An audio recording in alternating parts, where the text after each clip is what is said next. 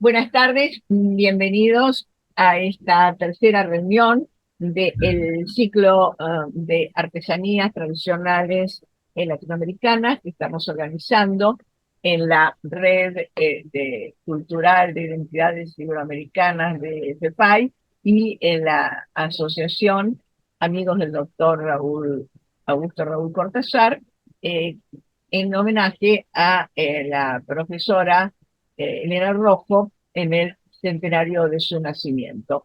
La profesora Elena Rojo, colaboradora del doctor Cortázar, ha sido una gran promotora de las artesanías argentinas, particularmente del noroeste.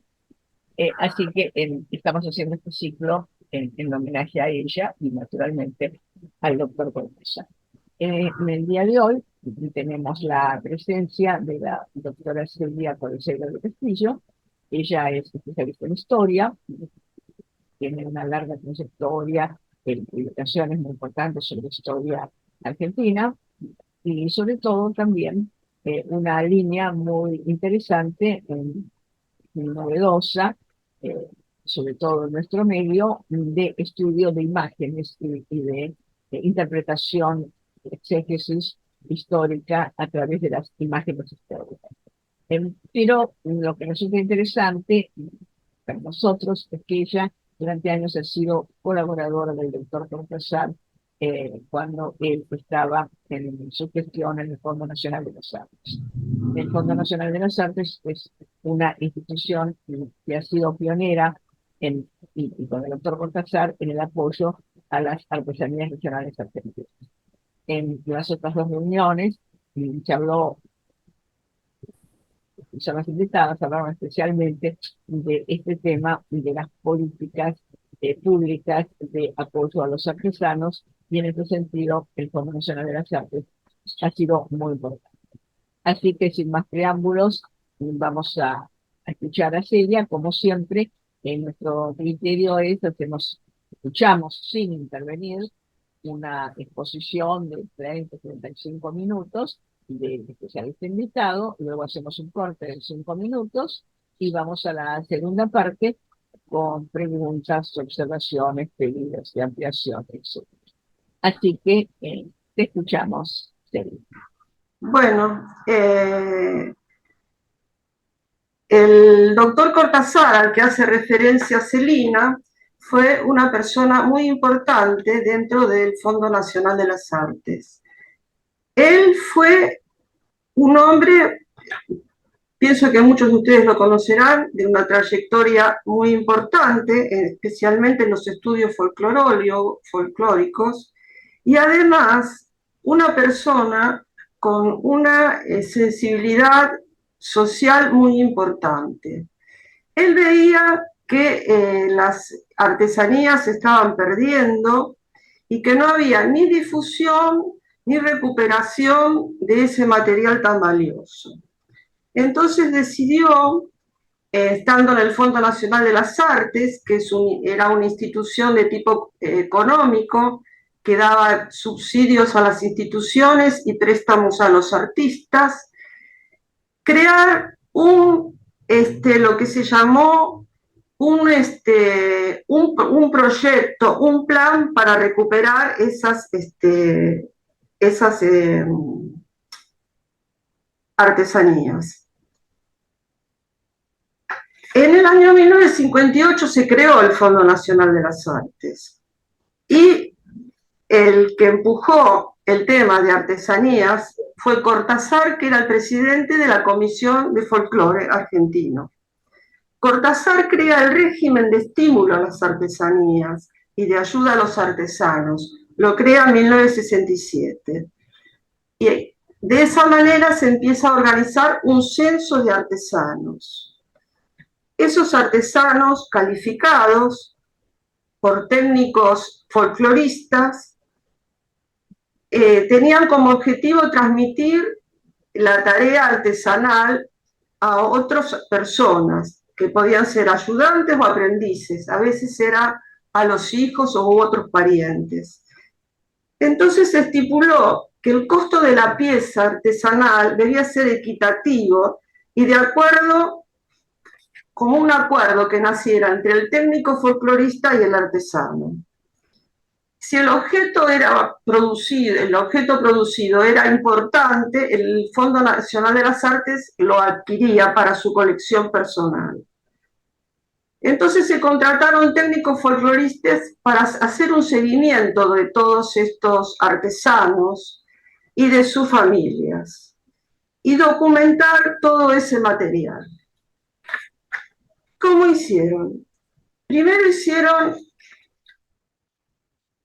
entrevistas a los artesanos con grabaciones de 30 minutos donde ellos relataban cómo era su vida en esos lugares aislados en los que vivían.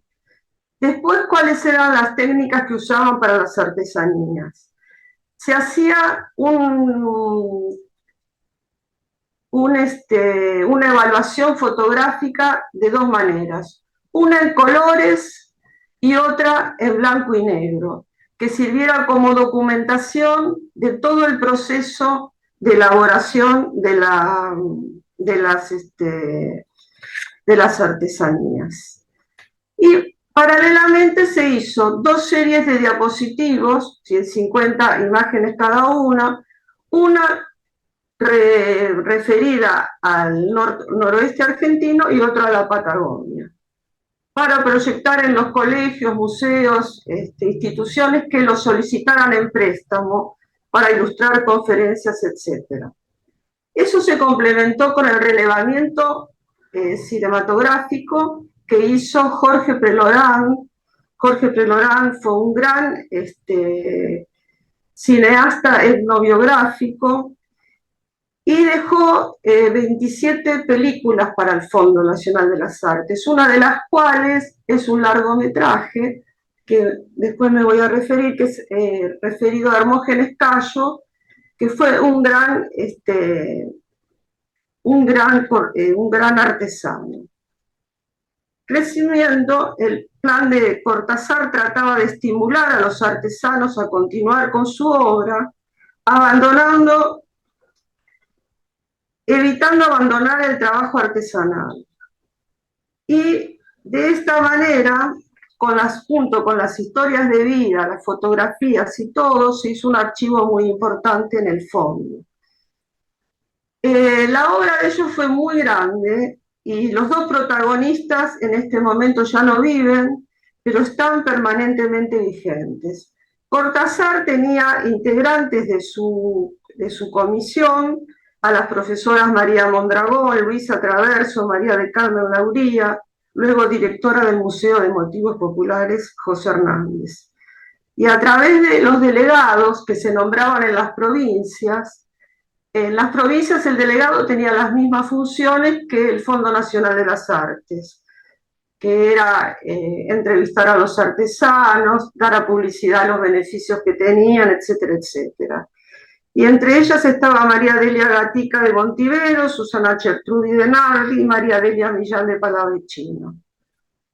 María Carmen Lauría va a ser después quien va a replicar el proyecto del doctor Cortázar en el Museo de Motivos Populares José Hernández, que estaba en el ámbito municipal. Entonces, de esa manera, Cortázar lograba manejar toda la situación de los artesanos en el ámbito nacional, y en el de la ciudad de Buenos Aires se ocupaba María Carmen Lauría, que pasó a ser la directora del Museo de Motivos Populares José Hernández. Ella va a crear el CEMPAR, que es el Centro Municipal de Artesanías, que estaba bajo la dependencia del museo, y el museo, junto a la Comisión de Preservación del Patrimonio Histórico-Cultural, va a incluir por primera vez las artesanías contemporáneas. Y van a crear la Bienal de Venecia, la Bienal de Buenos Aires. Una cosa que es importante recordar es que en el 2014 se dispuso a través del Ministerio de Cultura una política pública para favorecer el desarrollo de las artesanías en relación a la situación económica de los artesanos, es decir, beneficiarlos. El fondo les daba a los artesanos más destacados, los incluía en el rollo de honor, y allí los que estaban incluidos en ese documento recibían el dinero para hacer las artesanías y además para poder comprar material y tener un sustento, porque ahí había enfocado el doctor Cortázar. Además se crea el RENATRA, que es el Programa Nacional de Artesanos Textiles de la República Argentina, y también se fomenta el desarrollo de la industria textil con el apoyo del INTI, Instituto Nacional de Tecnología Industrial, pero es exclusivamente del desarrollo textil. Después, otras actividades importantes que tienen que ver con las artesanías es la creación de museos. Empezaron a aparecer museos y empezaron a aparecer ferias y mercados artesanales. El Museo Tradicional de la provincia de Corrientes, que se instaló en 1970, con toda una serie muy importante de artesanías como la platería, el asta, barro, jalata, tejidos, etc. Incorporó un censo, recopiló un censo con todas sus obras, que se puede consultar en internet, y en un catálogo virtual, y tiene programas como el Artesanos de Liberá para recuperar la memoria de la cerámica guaranítica, el fomento de telares, la enseñanza de otras actividades, por ejemplo, tejiendo historias, contando cuentos, todo referido al tema folclórico, para ir incorporando a los jóvenes, a los adultos que van a participar de exposición y venta de artesanías, y también en los talleres de bastidor, por ejemplo. El otro mercado importante es el mercado artesanal de Salta, que es muy completo, tiene instrumentos musicales como anatas, guitarras, charangos, anatas, etc. Y lo más importante es que esa feria, que era de tipo comercial, pasa a incluir la celebración de las fiestas populares, como el entierro y desentierro del carnaval, la quema de jugas en Semana Santa y la fiesta de la Pachamama el 1 de agosto. Otro grupo va a ser la Feria de Artesanías en Colón, que va a ser muy importante, porque se van a acercar, después de la creación del Mercosur, los países que integran el Mercosur, que traen sus propios artesanos también, y esa feria llega a tener 100.000 visitantes. Es decir, tienen los artesanos una respuesta al trabajo que realizan. Y después está la Feria Popular Augusto Raúl Cortázar de Cosquín, Encuentro Nacional de Artesanos de Santa Fe, Fiesta Nacional del Poncho en Catamarca, etcétera, etcétera. O sea que se empezó a mover, hubo toda una movida de artesanos que empezaron a tener un espacio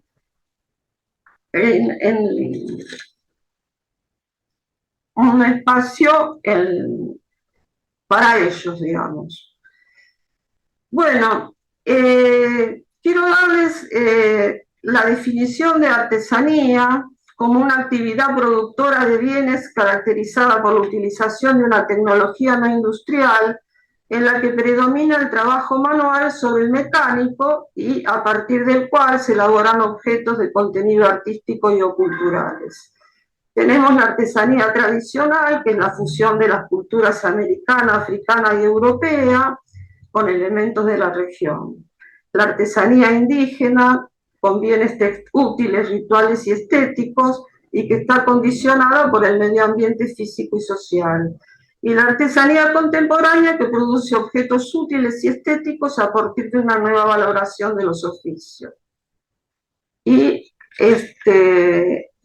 Muerta es un periodo de transición que recién en algunos lugares se está incorporando, en lugares como museos y ese tipo de centros de exposición. En las ferias se encuentra fácilmente, pero hay como cierta reticencia a introducir la artesanía contemporánea. Aunque, por ejemplo, el Museo de Motivos Populares José Hernández, a partir del 2004, empezó a incorporarlo.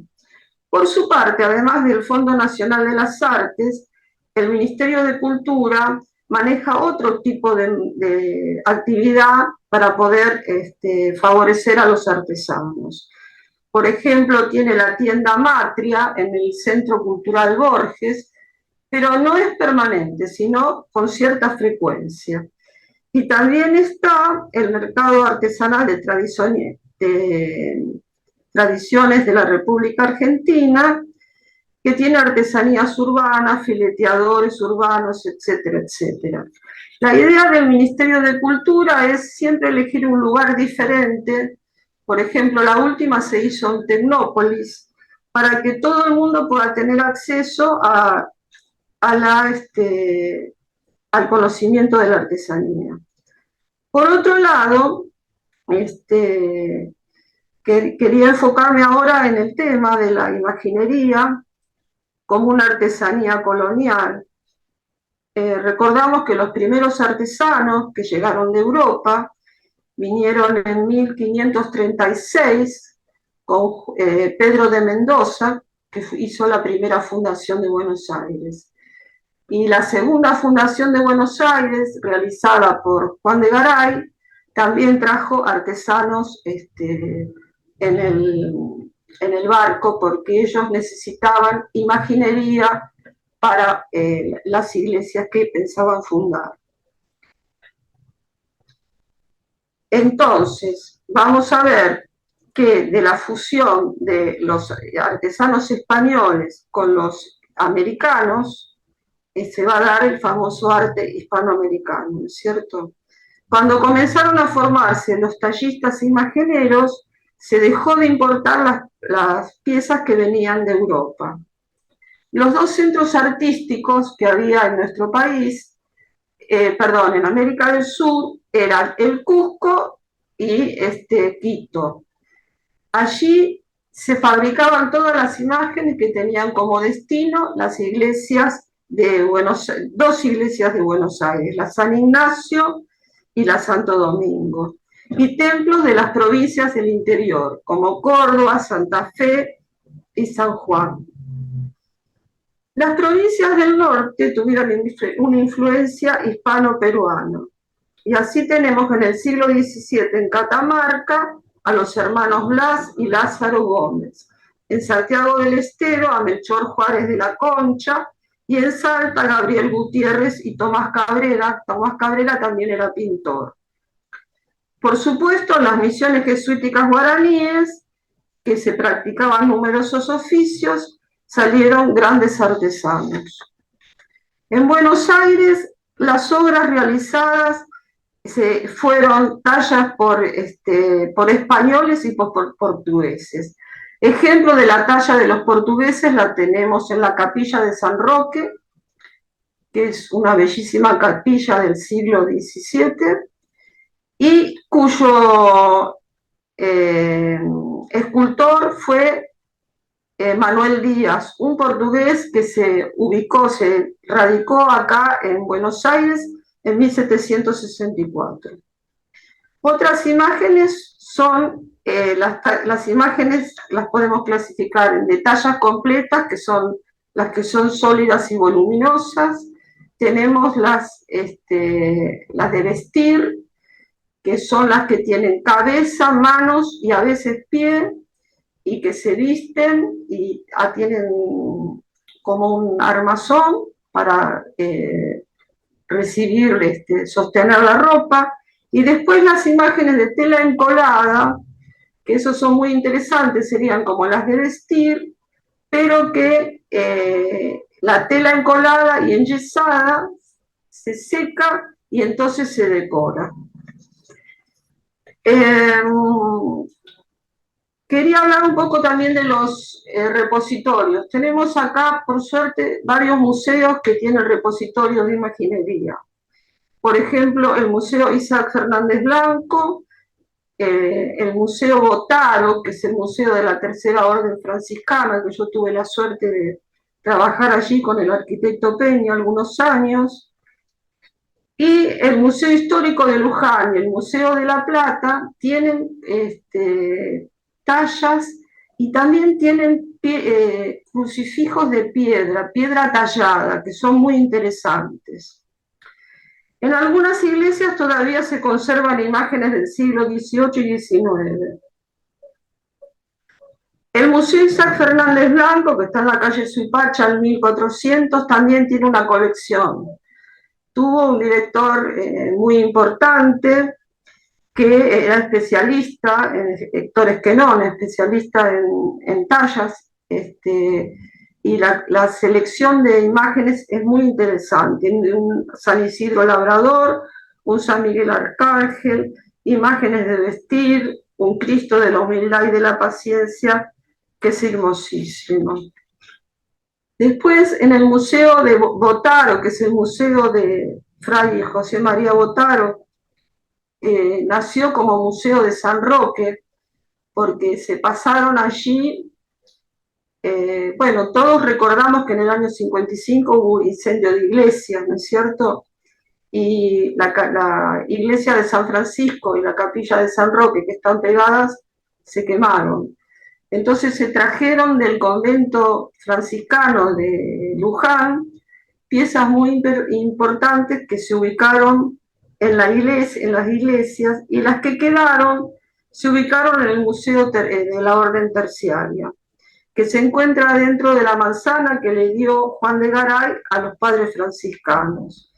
Allí hay imágenes muy interesantes, imágenes, por ejemplo, de vestir, imágenes de bulto, imágenes de talla completa. El acervo está integrado también por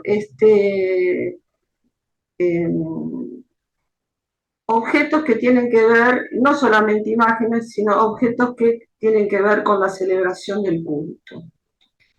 Y por último, quería referirme a Hermógenes Cayo, que es considerado por algunos antropólogos como el Miguel Ángel de la Puna, que fue tallista, fue imaginero, que era muy católico, que quiso hacer un reclamo a la nación en el año 46, cuando asumió el presidente Perón. Hizo una peregrinación desde Cochinoca, desde Miraflores de la Candelaria, departamento de Cochinoca, hasta la ciudad de Buenos Aires caminando. 174 personas, collas todos, que venían a pedir que se les restituyeran los títulos ancestrales, pero no tuvieron suerte. Realmente les fue muy mal. El presidente no los recibió, los saludó desde el balcón, y lo que pasó fue que los internaron en el hotel de inmigrantes, estuvieron casi un mes, y después los metieron en un tren y los mandaron de vuelta. Pero antes de irse, se fueron caminando a Luján, porque Hermógenes era muy, muy creyente de la Virgen de Luján y de la Virgen de la Candelaria.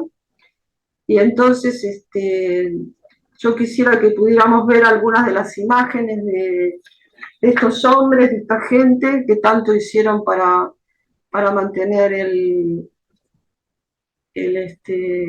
las tradiciones.